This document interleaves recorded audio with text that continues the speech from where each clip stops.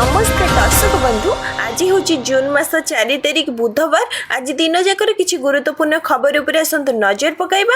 मात्र किछि समय भितर आपण जानि परिबे संपूर्ण खबर। ता पूर्व चैनल ले नुआ आस्थिले चैनल को सब्सक्राइब करी पाखरे आस्तुवा बेल आइकन को ऑन करी रखंतु। एमिति प्रतिदिन देश विदेशर लाटेस्ट खबर जानिबा पई तेबे आसतु संपूर्ण खबर उपर नजर पकाइबा। आसतु जानिबा प्रथम खबर। विभिन्न जिल्ला रे बढ़िबो गरम और गुळुगुळी सतर्कता जारी कला आंचलिक पाणीपाग केन्द्र। विभिन्न जिला मानकरे आगामी 5 दिन मध्य दिन तापमात्रा सर्वाधिक 2 रु 3 डिग्री भी बढ़िबारे बोली पूर्वानुमान करिछि विभाग। अन्यपटे खरा गरम को आखि आगे रखी हीट वेव कंडीशन जारी करिछि विभाग।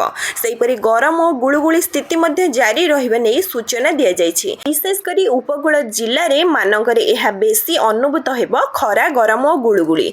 पुणी गत 24 घंटा भितर बालेश्वर सर्वाधिक 39.8 डिग्री तापमात्रा रेकर्ड होइथिबा बेले राज्य रे आहुरी अन्य स्थान मानकरे भी 39 डिग्री रु अधिक तापमात्रा रेकर्ड होइछि। भुवनेश्वर, कटक, बालेश्वर, भद्रक, गजपति, बारिपदा, झारसुगुड़ा, संबलपुर, हीराकुद और तालचेर ठारे अधिक तापमात्रा रेकर्ड होइछि। आगामी 4 दिन मध्य दिन तापमात्रा आहुरी बढ़ी पारे और असह्य गरम गुळुगुळी नै किछि जिल्ला को येलो अलर्ट जारी करिछि विभाग। परवर्ती खबर। गरीब और भूमिहीन परिवार को पक्का घर जोगाई देवा पई सरकार प्रतिबद्ध। राज्य रे प्रत्येक ग्राम पंचायत रु 10 जन हिताधिकारी को गृह योजना रे पक्का घर जोगाई दिया जिवो। एही योजना राज्य सरकार को वर्ष पूर्ति अवसर रे कार्यकारी हेबो।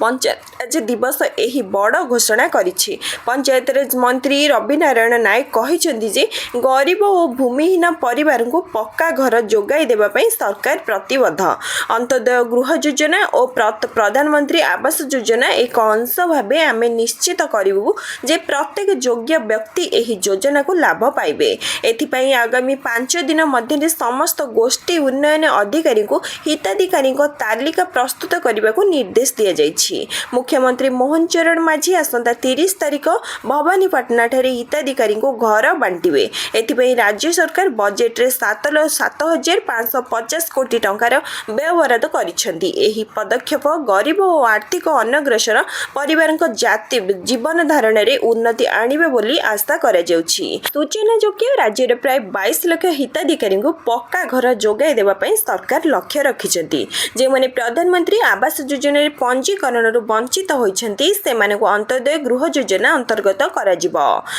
एहा सहित घर निर्माण पई 1,20,000 टंका आर्थिक सहायता प्रदान करा जिवो। परवर्ती खबर। शून्य दुर्घटना दिवस रे शुभारंभ। घरु बाहरिबा ठारु फेरिबा पर्यंत सड़कर समस्त नियम पालन करने को मुख्यमंत्री का आह्वान। अर्थात दुर्घटना केवल परिवार की राज्य नुहे समग्र अर्थनीति उपरे गभीर प्रभाव पकाई थाए। यह कौनसी व्यक्तिगत क्षति नुह बरं सामग्रिक क्षति। तेणु मोर समस्त को अनुरोध घर बाहर ठारू नहीं फेरिबा पर्यंत सड़कर समस्त नियम सठिक भाव पालन करंतु और सुरक्षित भाव घर को फेरिबा को निश्चिंत करंतु बोली मुख्यमंत्री मोहन चरण माझी शून्य दुर्घटना दिवस शुभारंभ अवसर में उद्बोधन दे कहिसेंती। सूचना योग्य जे सड़क रे जाउथिबा प्रत्येक व्यक्ति सुरक्षित जीवन पई एक सामूहिक प्रतिबंधक संकल्प स्वरूप आईआईटी माड्रास सहयोग आज आरंभ होईची। जून 28 तारिख पर्यंत शून्य दुर्घटना दिवस सेवा भवन कन्वेंशन सेंटर ठारे वाणिज्य और परिवहन विभाग पक्षरु आयोजित शून्य दुर्घटना दिवस एवं सड़क सुरक्षा संपर्कित विभिन्न कार्यक्रम शुभारंभ अवसर में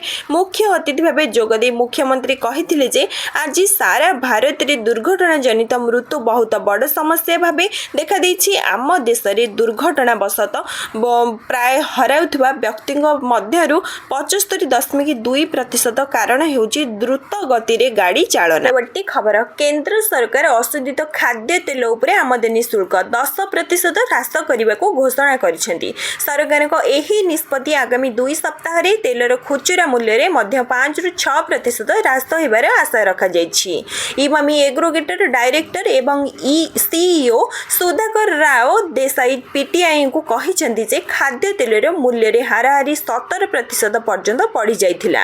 ବର୍ତ୍ତମାନ ଧୀରେ ଧୀରେ କମିବାରେ ଲାଗିଛି। ଆମେ ଆଶା କରୁଛୁ ଯେ ଖୁବ୍ ଶୀଘ୍ର ଏହା ସିଙ୍ଗଲ ଡିଜିଟ୍ରେ ଆସିଯିବ। ସୋରିଷ ତେଲ ଦର ଉପରେ ପଡ଼ିବ କି ପ୍ରଭାବ? ପୂର୍ବ ଭାରତରେ ଏକ ଖାଦ୍ୟ ତେଲ ନିର୍ମାତାଙ୍କ କାର୍ଯ୍ୟନିର୍ବାହୀ କହିଛନ୍ତି ଯେ ପ୍ରାୟ 2 ସପ୍ତାହ ମଧ୍ୟରେ ଖୁଚୁରା ମୂଲ୍ୟରେ ଏହାର ଲାଭ ଦେଖାଯିବାର ଆଶା କରାଯାଉଛି, କିନ୍ତୁ ପାଇକାରୀ ବଜାରରେ ମୂଲ୍ୟ ହ୍ରାସର ପ୍ରାରମ୍ଭିକ ସଂକେତ ପୂର୍ବରୁ ଦୃଶ୍ୟମାନ ହେଉଛି। ପରବର୍ତ୍ତୀ ଖବର, ଓଡ଼ିଶା ସରକାର ରାଜ୍ୟରେ ଥିବା ବିଭିନ୍ନ ଜଳ ସମ୍ପଦର ପ୍ରଥମ ଥର ପାଇଁ ଗଣନା କରିବେ ବୋଲି ଜଣେ ଅଧିକାରୀ କହିଛନ୍ତି।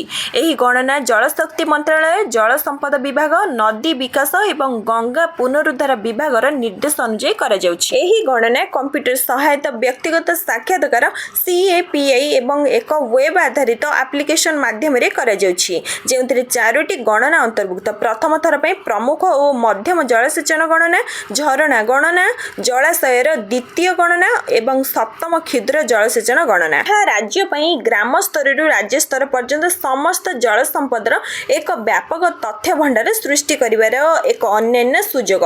ପ୍ରଥମ ଥର ପାଇଁ ଏହା ଜଳ ସମ୍ପଦ ବିଭାଗ ଏବଂ ଯୋଜନା ଓ ସମ୍ମିଳନୀ ବିଭାଗ ଦ୍ୱାରା ଏକ ସମନ୍ୱିତ ଓ ସମ୍ମିଳିତ ଭାବେ କରାଯାଉଛି।